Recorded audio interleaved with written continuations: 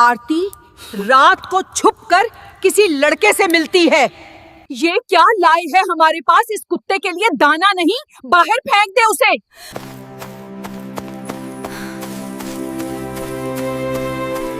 गांव के अंत में एक छोटी सी झोपड़ी थी और उस झोपड़ी में आरती नाम की एक लड़की अपने पिता और सौतेली माँ के साथ रहती थी। आरती की असली माँ कुछ वर्ष पहले मर चुकी थी, जिसके बाद उसके पिता ने दूसरी शादी कर ली थी। सौतेली माँ का नाम सीता था, लेकिन पूरे गांव में लोग उसे केवल सौतेली माँ के नाम से जानते थे। उसका चेहरा भले ही सुंदर था, लेकिन उसके दिल में आरती के लिए केवल नफरत भरी थी। आरती के पिता रामलाल दिन भर खेतों में काम करते थे और शाम को थके हुए घर लौटते थे और अक्सर सौतेली माँ के झूठे आरोपों पर विश्वास कर लेते थे। एक तूफानी रात को काले बादलों ने आसमान को ढक लिया। बिजली चमक रही थी और गरज पूरे गांव में गूंज रही थी, जिससे सब कुछ कांप उठा था। आरती घर के एक कोने में बैठी चूल्हा जलाने की कोशिश कर रही थी। तभी उसकी सौतेली माँ ने उसे बाहर जाकर लकड़ियां लाने का आदेश दिया। आरती डर गई, क्योंकि बाहर अंधेरा था और जंगल से जानवरों की आवाजें आ रही थीं। लेकिन उसकी सौतेली माँ ने धमकी दी कि अगर वह मना करेगी तो उसे पूरी रात भूखा रखा जाएगा। अपने आंसू पोंछते हुए आरती ने खुद को एक पुराने शॉल में लपेटा और बाहर कदम रखा। तेज बारिश हो रही थी, उसके पैर कीचड़ में ढस रहे थे और वह कांप रही थी। फिर भी उसने पास से कुछ सूखी टहनियां इकट्ठा की। लेकिन तभी उसे एक अजीब सी आवाज सुनाई दी, जैसे कोई रो रहा हो। पीछे मुड़कर देखा तो एक बड़ी काली परछाई उसकी ओर बढ़ रही थी और डर के मारे वह वहीं बैठ गई। लेकिन कुछ ही क्षण बाद उसे एहसास हुआ कि वह परछाई दरअसल एक लंगड़ा कुत्ता था, जो बारिश में भीग चुका था। तब उसने उसे धीरे से अपने शॉल में लपेट लिया और जल्दी जल्दी घर की ओर लौटने लगी।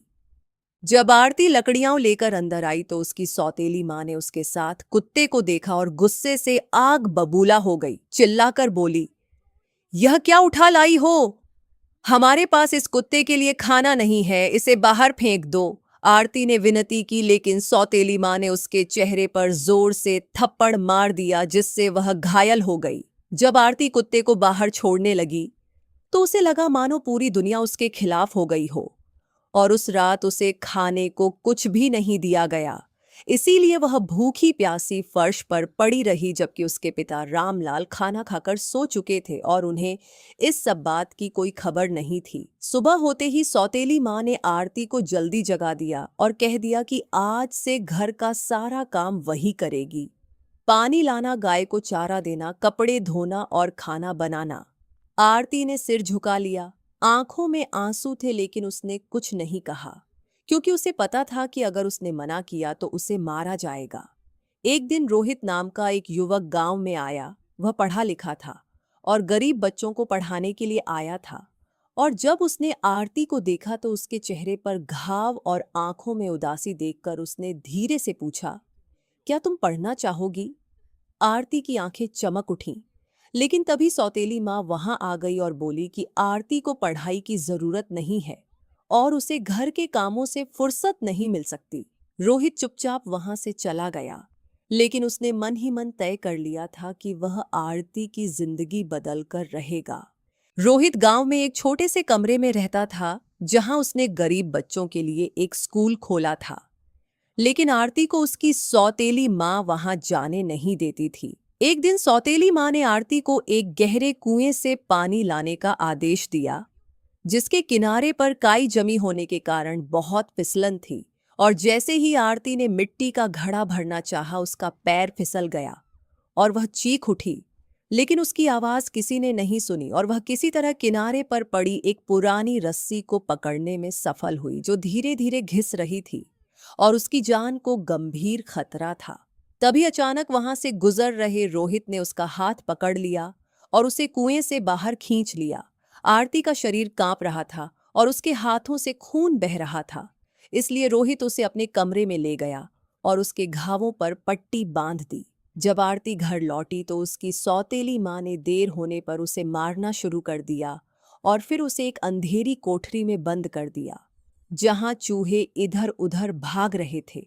आरती पूरी रात डर में बिताती रही, प्यास से तड़पती रही और उसे पीने के लिए एक बूंद पानी भी नहीं मिला। और जब उसके पिता रामलाल उस रात घर लौटे तो सौतेली माँ ने उनसे कहा कि आरती भाग गई थी और उसने गलत व्यवहार किया था, इसलिए उन्होंने उसकी खोज खबर नहीं ली और सो गए।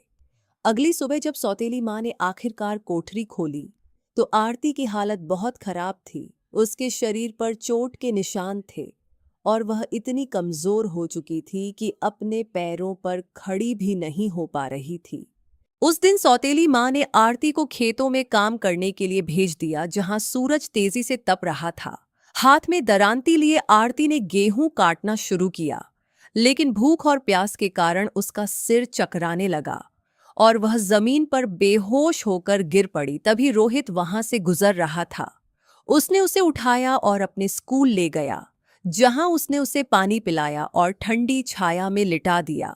जब आरती ने आंखें खोलीं तो रोहित उसके पास कुछ किताबें और एक स्लेट लेकर बैठा था और उसने बड़े प्यार से उसे उस पर अक्षर लिखना सिखाया। और अपने जीवन में पहली बार आरती ने एक कलम पकड़ी। उसके हाथ कांप रहे थे जब वह अक्षर बनाने की कोशिश कर रही थी। जब सौतेली माँ को पता चला कि आरती रोहित के स्कूल जा रही है तो उसका गुस्सा चरम पर पहुंच गया और एक शाम उसने आरती को लौटते समय रोक लिया, उसकी किताबें फाड़ दी और उसकी स्लेट तोड़ दी। जब आरती ने रोहित को सब कुछ बताया तो उसकी आंखों में आंसू भर आए। फिर भी उसने हिम्मत नहीं हारी और रात में चुपके से उसे पढ़ाना शुरू कर दिया। और वे गांव के पीछे एक पुराने मंदिर के पास मिलते, जहां मिट्टी के दिए की मंद रोशनी में आरती दिन रात मेहनत से पढ़ती रही, ये जानते हुए कि शिक्षा ही उसे इस जुल्म से मुक्त करने का एकमात्र रास्ता है।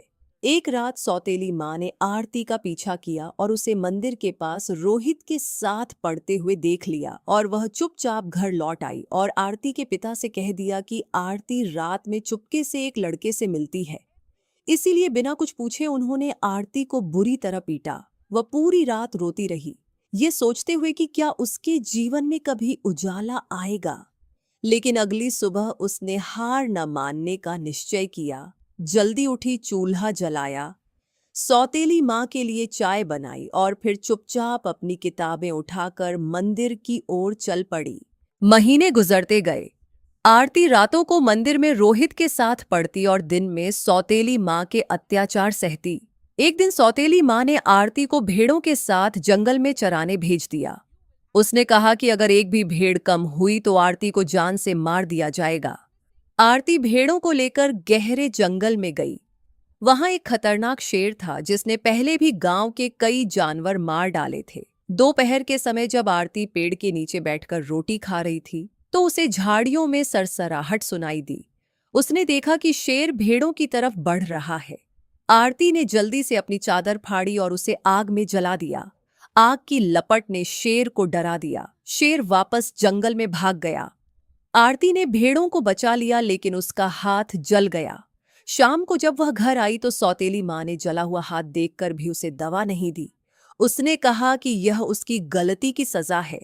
रोहित को जब यह पता चला तो वह बहुत दुखी हुआ। उसने आरती को मंदिर में दवा दी और उसके घाव पर मरहम लगाया। उसने आरती को बताया कि गांव में एक बड़ा इम्तिहान होने वाला है। जो बच्चे इस इम्तिहान में पहले नंबर पर आएंगे उन्हें शहर के स्कूल में मुफ्त शिक्षा मिलेगी। आरती की आंखें चमक उठीं, लेकिन सौतेली माँ को इस इम्तिहान के बारे में पता चल गया। उसने आरती से कहा कि वह इम्तिहान देने नहीं जाएगी, वरना उसके टुकड़े टुकड़े कर दिए जाएंगे। इम्तिहान वाले दिन सौतेली माँ ने आरती को घर में बंद कर दिया और चाबी अपने पास रख ली। आरती ने खिड़की से बाहर देखा तो रोहित खड़ा था। उसने इशारे से कहा कि वह खिड़की तोड़ दे। आरती ने अपने घायल हाथ से खिड़की की सलाखें हिलाते हुए एक सलाख तोड़ दी। वह बाहर निकली और दौड़ती हुई इम्तिहान के केंद्र तक पहुंची। उस समय इम्तिहान शुरू होने में सिर्फ 5 मिनट बाकी थे। इम्तिहान बहुत मुश्किल था, लेकिन आरती ने रातों की मेहनत से सब कुछ याद कर रखा था और उसने हर सवाल का जवाब लिख दिया। इम्तिहान खत्म होने के बाद जब आरती घर वापस आई तो सौतेली माँ ने उसके बाल काट दिए और उसे एक काले कमरे में बंद कर दिया। आरती ने वहां 3 दिन बिताए। उसे सिर्फ पानी मिला, खाना नहीं मिला। चौथे दिन जब पिता ने दरवाजा खोला तो आरती की हालत बहुत खराब थी। लेकिन उसी दिन गांव में ऐलान हुआ कि इम्तिहान के नतीजे आ गए हैं और पूरा गांव स्कूल के सामने जमा हो गया। सौतेली मां ने आरती को जाने से रोका, लेकिन रोहित आ गया और उसने पुलिस वालों को बुला लिया। पुलिस ने सौतेली मां को डांटा और आरती को स्कूल ले जाया गया। स्कूल के स्टेज पर मास्टर साहब ने घोषणा की, तीसरा नंबर, दूसरा नंबर और फिर पहला नंबर। और जब पहले नंबर का नाम पुकारा गया तो पूरे हॉल में सन्नाटा छा गया। मास्टर साहब ने ऊंची आवाज में कहा, पहला नंबर आरती को मिला है। आरती की आंखों से आंसू बहने लगे। रोहित ने उसे गले लगा लिया और गांव के लोग तालियां बजाने लगे। सौतेली मां वहीं खड़ी थी और उसका चेहरा पीला पड़ गया था। आरती ने स्टेज पर खड़े होकर सबको सलाम किया, लेकिन कहानी यहीं खत्म नहीं हुई थी। अब आरती को शहर जाना था और सौतेली मां ने बदला लेने की ठान ली थी। उसने एक रात घर से आरती के पैसे और कपड़े चुरा लिए और रास्ते में आरती का अपहरण करने की योजना बनाई, क्योंकि अब आरती के सामने सबसे बड़ा खतरा खड़ा था। आरती को शहर जाना था। उसके पास एक पुराना बैग था जिसमें उसने अपनी किताबें और एक जोड़ी कपड़े रखे थे। सौतेली मां ने रात के समय आरती का बैग चुरा लिया और उसमें से पैसे निकाल लिए। जब सुबह आरती ने बैग खोला तो उसे सिर्फ फटे हुए कपड़े मिले, पैसे गायब थे। आरती ने रोहित को यह बताया तो रोहित ने अपनी जेब से कुछ पैसे निकाले और आरती को दिए। उसने कहा कि वह आरती को बस स्टॉप तक छोड़ देगा। लेकिन सौतेली मां ने पहले ही 2 बदमाशों को पैसे दे रखे थे। उन्होंने रास्ते में एक तंग पगडंडी पर आरती को रोक लिया। उन्होंने आरती का बैग छीना और उसे धक्का देकर खाई में गिरा दिया। खाई बहुत गहरी थी और उसमें कीचड़ था। आरती ने चीख मारी, लेकिन आवाज किसी ने न सुनी। रोहित जब बस स्टॉप पर पहुंचा तो आरती वहां नहीं थी। उसे लगा कि शायद आरती घर वापस चली गई है, लेकिन उसने वापस जाते हुए रास्ते में आरती की चादर का एक टुकड़ा देखा। वह खाई के पास गया और उसे आरती की आवाज सुनाई दी। उसने रस्सी बांधकर आरती को बाहर निकाला। आरती के शरीर पर कीचड़ था और उसके हाथ में चोट आई थी, लेकिन उसने हिम्मत नहीं हारी। वे दोनों दौड़ते हुए बस स्टॉप पर पहुंचे। बस चलने ही वाली थी। आरती बस में चढ़ गई और रोहित ने उसे आखिरी बार सलाम किया। बस ने धूल उड़ाते हुए शहर की ओर रुख किया। शहर में आरती ने एक हॉस्टल में रहना शुरू किया। वहां उसे पढ़ने के लिए सभी सुविधाएं थीं। उसने दिन रात मेहनत की। 2 साल गुजर गए। आरती ने एक बहुत बड़े परीक्षा में पूरे प्रांत में पहली पोजीशन हासिल की। उसकी खबर गांव तक पहुंची तो पूरा गांव हैरान रह गया। लोग आरती की तारीफ कर रहे थे, लेकिन सौतेली मां को विश्वास नहीं हुआ। वह खुद शहर गई ताकि आरती को नीचा दिखाए। उसने हॉस्टल में झगड़ा किया और आरती पर झूठे आरोप लगाए कि उसने घर से पैसे चुराए थे। हॉस्टल की वार्डन ने पुलिस बुला ली। पुलिस ने दोनों पक्षों को थाने ले जाया। थाने में आरती ने पूरा सच बयान कर दिया। उसने बताया कि उसे किस तरह सौतेली मां ने मारा, भूखा रखा, कोठरी में बंद किया और रास्ते में अगवा करने की कोशिश की। पुलिस ने गांव जाकर जांच की। गांव के दूसरे लोगों ने भी गवाही दी कि सौतेली मां ने आरती के साथ बहुत जुल्म किया था। सौतेली मां को गिरफ्तार कर लिया गया और उसे 5 साल की कैद की सजा हुई। आरती के पिता को अपनी गलती का एहसास हुआ। वह रोते हुए आरती के पास आया और माफी मांगी। आरती ने उसे माफ कर दिया, लेकिन कहा कि वह अब कभी उस घर वापस नहीं जाएगी। कुछ महीनों बाद आरती को एक बड़े कॉलेज में दाखिला मिला, जहां उसने और भी मेहनत की और एक बड़ा मेडिकल का इम्तिहान पास कर लिया। अब आरती डॉक्टर बन चुकी थी। वह अपने गांव वापस आई। इस बार अपनी कार में आई। उसने गांव में एक स्कूल खोला और गरीब बच्चों को मुफ्त पढ़ाया। रोहित उस स्कूल का हेडमास्टर बना। जिस दिन स्कूल खुला उस दिन आरती ने अपने हाथों से राष्ट्रीय ध्वज फहराया। पूरे गांव ने उसका स्वागत किया। जब सौतेली मां जेल से छूटकर आई तो उसने आरती से माफी मांगी। आरती ने उसे भी माफ कर दिया, लेकिन उसे गांव से बाहर रहने को कहा। आरती ने अपनी मेहनत से साबित कर दिया कि जुल्म कभी सफल नहीं होता। वह बच्ची जो कभी भूखी प्यासी रहती थी, आज पूरे गांव के लिए एक मिसाल बन चुकी थी। उसकी हैरान कर देने वाली सफलता ने सबको सिखा दिया कि हिम्मत और मेहनत कभी व्यर्थ नहीं जाती।